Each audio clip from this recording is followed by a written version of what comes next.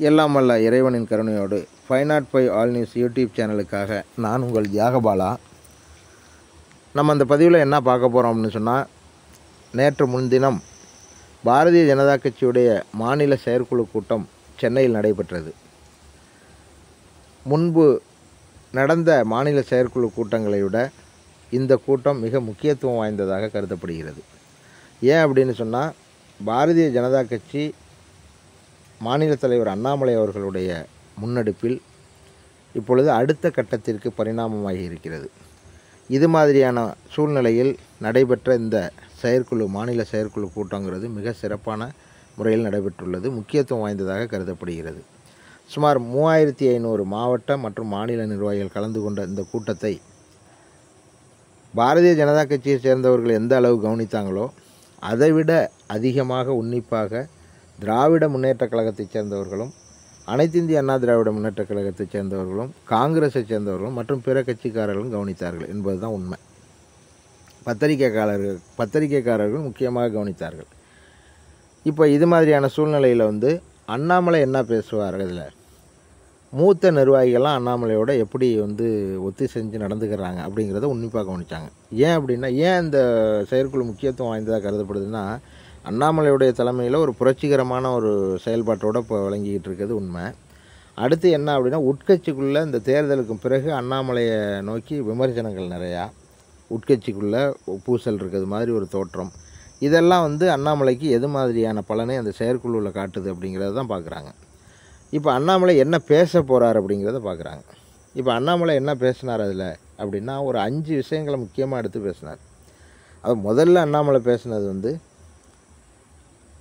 அதாவது முக்கிய நிர்வாகிகள், மாநில மாவட்டத்தில் உள்ள முக்கிய நிர்வாகிகள் தன்னுடைய பூத்தில் ஜெயிக்காத நிர்வாகிகள் நிறையா இருக்காங்க. தன்னுடைய பூத்தில் 4வது இடம் 5வது இடம் வந்த நிர்வாகிகள் நிறையா இருக்காங்க. இது மாதிரியான நிர்வாகிகளை கோட் பண்ணியே சொல்கிறார். ஒரு 6 மாவட்ட தலைவர்களுடைய சொந்த பூத்தில் 5வது இடம் 4வது இடம் வந்திருக்கு நம்ம தாமரை சின்னம். அப்போ இவங்க இந்த மாவட்ட தலைவருடைய பூத்திலேயே இந்த நிலைமைன்னு சொன்னால், மற்ற இடங்களில் நமக்கு எப்படி இருக்கும் அப்படிங்கிறத நம்ம கவனத்தில் கொள்ளணும் அப்படின்னு சொல்லிவிட்டு அப்போ சொல்கிறார். என்ன சொல்கிறாருன்னா, இது மாதிரி யாரெல்லாம் தன்னுடைய சொந்த பூத்தில் குறைச்ச ஓட்டு வாங்கிய முக்கிய மாநில மாவட்ட நிர்வாகிகளோ அவர்கள் மாற்றப்படுவார்கள். மாற்றி அந்த இடத்துக்குரிய சக்தி, அந்த இடத்துக்குரிய வேலையை செய்யக்கூடிய சக்தி உடையவர்கள் அந்த இடத்துக்கு நியமிக்கப்படுவார்கள் அப்படின்னு சொல்கிறார்.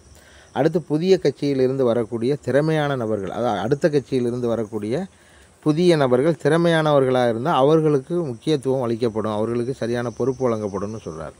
அடுத்து தாமரை சின்னத்தை கொண்டு சேர்க்கக்கூடிய விஷயத்தில் நம்ம முழுமையாக கருத்து செலுத்தணும். ஒவ்வொரு பூத்துலேயும் தாமரை சின்னத்தை முழுமையாக கொண்டு சேர்க்கலை, நம்ம மோடியுடைய திட்டங்களை முழுமையாக கொண்டு சேர்க்கலை.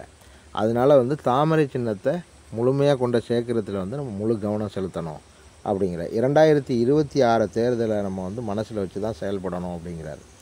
அடுத்து என்ன சொல்கிறாருன்னா, கட்சிக்குள்ளே குளறுபடி ஏற்படுத்தக்கூடிய வகையில் நடைபெற்று கொண்டு இருக்கக்கூடிய நிர்வாகிகள் மற்றும் கட்சியில் இந்த கடந்த தேர்தலில் தன்னுடைய செயல்பாட்டில் திருப்தி இல்லாத நிர்வாகிகள், இவர்கள்லாம் பேஸ்மெண்ட் செய்யப்படுவார்கள். இவர்களுக்கெல்லாம் மாற்றம் செய்யப்படும். ஏன் அப்படின்னு சொன்னால், கட்சியில் கட்சி ஆரோக்கியமாக 2026 எலெக்ஷனை சந்திக்கணும்னா இந்த மாற்றங்கள்லாம் செஞ்சால் தான் கட்சி பண்பட்டால் தான் நம்ம சந்திக்க முடியும். அதனால் இந்த மாற்றங்கள்லாம் கட்சியுடைய நன்மைக்காக தான். இதை முன்னோடிகள், அதை மூத்த நிர்வாகிகள் இதை மனசில் வச்சுக்கிட்டு நமக்கு ஒத்துழைப்பு கொடுக்கணும் அப்படிங்கிற எதுக்காகனா, இங்கே தான் மூத்த நிர்வாகிகளோட தலையீட்டுக்கு செக் வைக்கிறார். இப்போ மூத்த நிர்வாகிகள்லாம் இதுக்கு ஒத்துழைப்பு கொடுக்கணும். அதே மாதிரி மாற்றப்படக்கூடிய நிர்வாகிகள் வேறு பொறுப்பு வழங்கப்படும், அவங்க சக்திக்கு ஏற்றவாறு அவங்க அதை புரிஞ்சுக்கிட்டு நடந்துக்கணும் கட்சியோட நன்மைக்குன்னு அப்படின்னு சொல்கிறார். அடுத்து முக்கியமான விஷயம் என்ன சொல்கிறாருன்னா, இந்த நிமிடத்திலேருந்து, இந்த செயற்குழு முடிந்த அடுத்த நிமிஷத்துலேருந்து நீங்கள் முழுமையாக உங்களுடைய பூத்தில் கவனம் செலுத்துங்க. உங்களுடைய பூத்தில் கவனம் செலுத்தணும். உங்களுடைய பூத்தில் எப்படி ஆக்டிவாக இருக்கா இல்லையா அப்படிங்கிறத நாங்கள் கவனிக்கிறோம். மாநிலத்திலேருந்து கிளை வரலும் உள்ள எல்லா இடங்கள்லையும் பொறுப்பாளர்கள் எப்படி செயல்படுறாங்கிறது கவனிக்கப்படும்.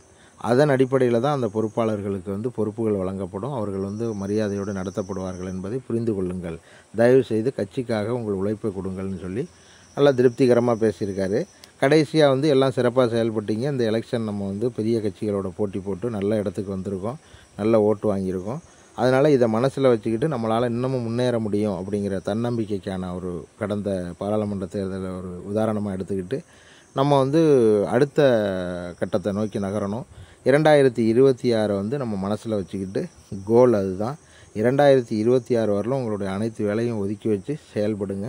முழு ஒத்துழைப்பு உங்களுக்கு வந்து மாநிலம் கொடுக்கும், உறுதுணையாக இருக்குன்னு சொல்லியிருக்காரு. நன்றி, வணக்கம்.